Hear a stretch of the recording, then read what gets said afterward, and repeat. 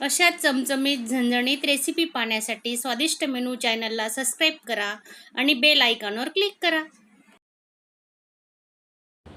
कसा वाटला माझा हा छोटासा व्हिडिओ?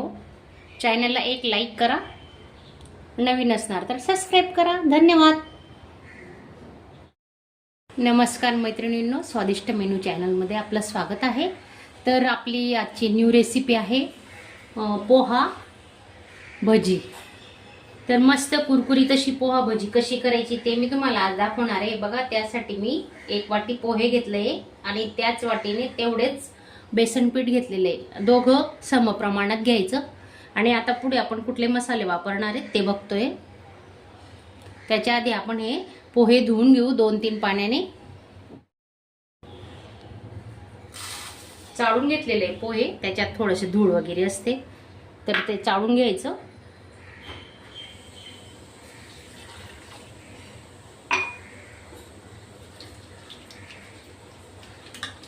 आधी हे पाणी काढून घेऊ आपण आणि अजून 2-3 पाण्याने धुवून त्याच्यात चांगलं पाणी टाकणार आहे।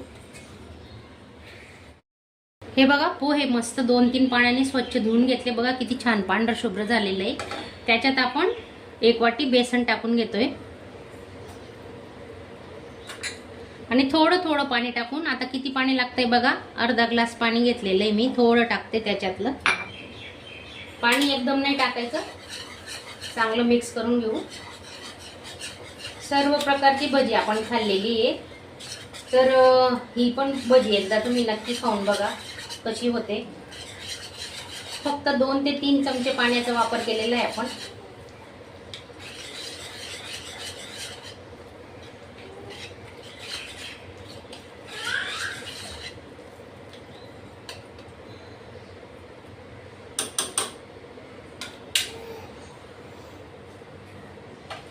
पंधरा ते 20 मिनिटं आहे ना आपण झाकून ठेवणार आहेत, म्हणजे ते पोहे आणि आपलं बेसन चांगलं फुलेल आणि मुरूनही जाईल। मग नंतर आपण सुके मसाले टाकू त्याच्यात।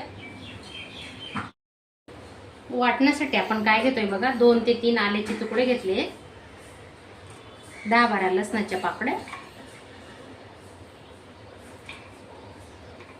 2 हिरव्या मिरच्या आणि थोडी कोथिंबीर ह्याच्यात घेणार आहेत। नंतर आपण ते पीठ मिक्स केले त्याच्यात नंतर टाकू। आधी एवढं वाटण करून घेतोय आता।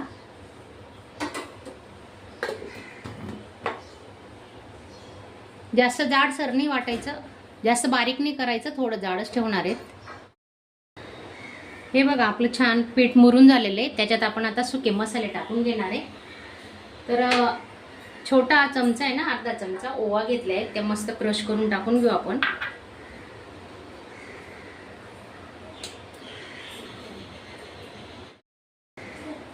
एक कांदा कट करून घेतलाय, तोही आपण टाकतोय। कोथिंबीर, भरपूर कोथिंबीर टाकायची।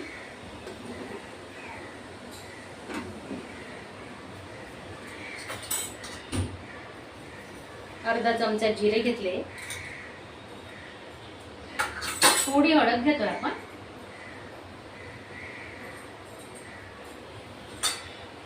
थोडं लाल मिरची पावडर आपण, कारण हिरव्या मिरच्या घेतल्यात म्हणून मिरची पावडर कमी घेतोय। तर हे बघा, मिरची, लसूण, अद्रक वाटलेलं आहे तेही आपण आता याच्यात मिक्स करून घेऊ। आणि मिक्सरच्या भांड्यात ना थोडं पाणी टाकून आपण याच्यात ते आता कालवून घेणार आहे। हे बघा, थोडं टाकायचं, जास्त नाही। हाताने मिक्स करायचं, तेव्हा ती छान भजी येते आपली मस्त कुरकुरीत, कारण त्या चमच्याने काही मिक्स करता येत नाही।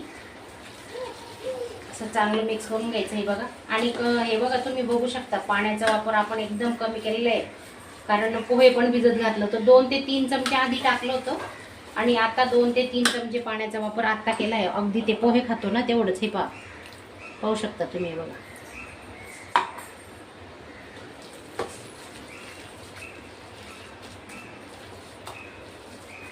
कांदा भजी, बटाटा भजी, सर्व प्रकारची भजी तर आपण खातो, पण ही पोह्याची भजी एकदा तुम्ही नक्की ट्राय करा।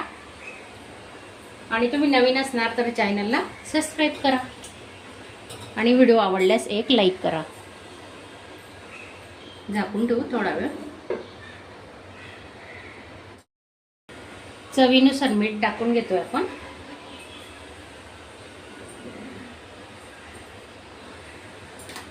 आणि थोडं हिंग घेऊ. बेसन पीठ म्हटलं म्हणजे थोडा हिंग तर आपण वापरलाच पाहिजे.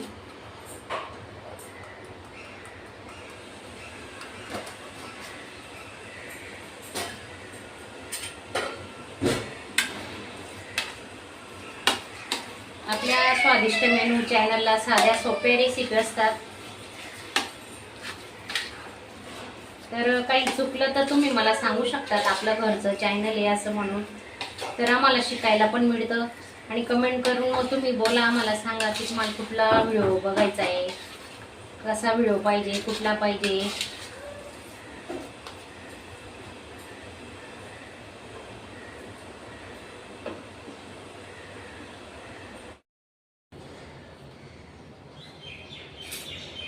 कडकडीत तेल गरम झालेलं आहे. हा चमचा आहे ना, थोडंसं हात याच्यात टाकून घेऊ आपण. हे बघ,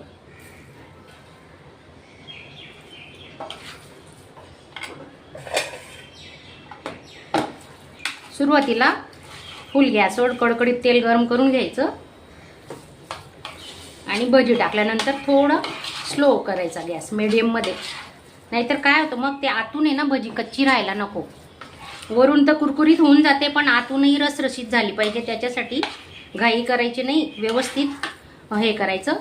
हे बघा तेल किती तापलेलं आहे. आता मी थोडं मीडियम करते, जास्त नाही. आता आपण भजी सोडून घेऊ. खूप छान मस्त कुरकुरीत भजी होणार आहे.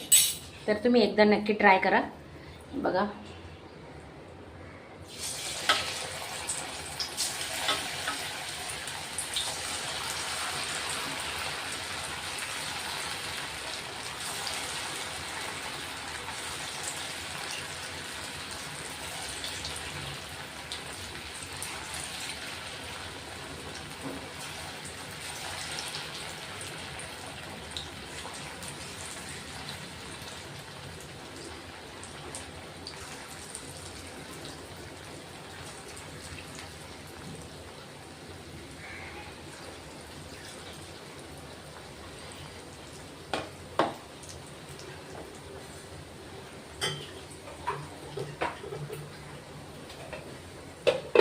हे बघा कशी बुडबुडे येत आहेत, पाहू शकता तुम्ही. हे बघा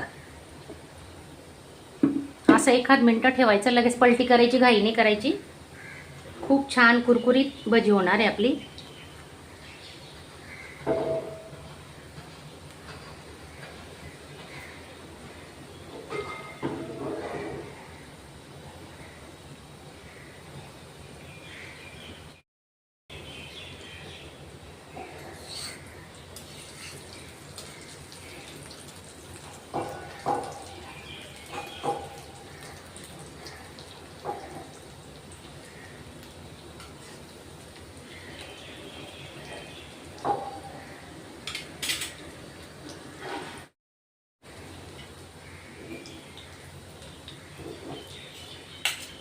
पलटी करून घेतोय आता. हे बघा किती सुंदर कलर आलेला आहे, पाहू शकता तुम्ही.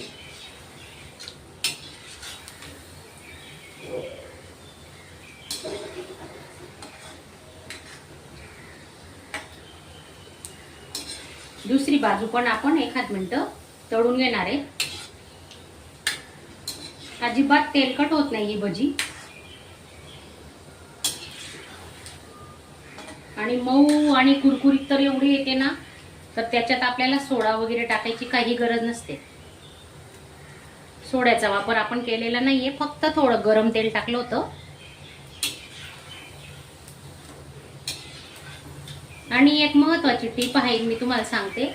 कुठल्याही प्रकारची तुम्ही भजी करा, अर्धा तास आधी पीठ भिजवून ठेवायचं, म्हणजे ते चांगलं मुरतं.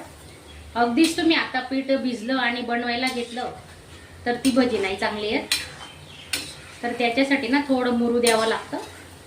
हे बघा किती छान कलर आलाय, मस्त सोनेरी कलर येईपर्यंत तळून घ्यायचा. गॅस लो तर मीडियमवरच ठेवलाय आपण.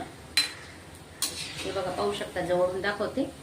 बघा किती सुंदर कलर आलेला आहे.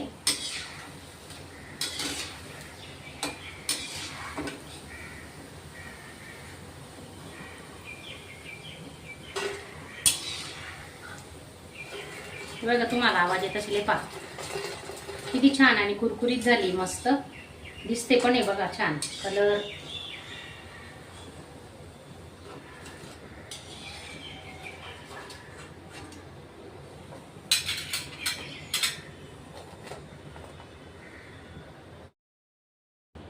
कसा वाटला माझा हा छोटासा व्हिडिओ? चॅनलला एक लाईक करा, नवीन असणार तर सबस्क्राईब करा. धन्यवाद.